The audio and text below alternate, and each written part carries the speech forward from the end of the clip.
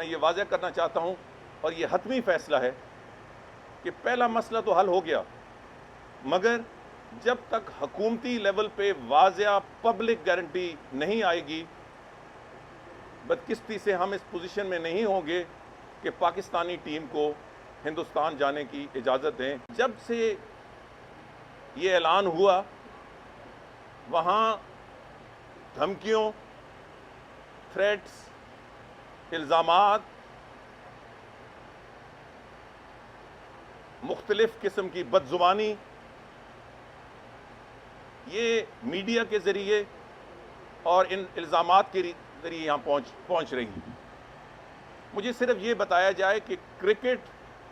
دھمکیوں کے سائے میں کس طرح ہو سکتا ہے۔ جہاں ہم چاہتے ہیں کہ ٹیم جائے، وہاں ہم حکومت پاکستان پر یہ بھی ذمہ داری ہے کہ ہم اس چیز کو گارنٹی کریں کہ ہمارے بچوں، ان نوجوانوں پہ کوئی کسی قسم کا صرف سیکیورٹی تھریٹ نہ ہو، کوئی دباؤ نہ ہو۔ آئی سی سی اور بی سی سی آئی کا رویہ تو مثبت ہے،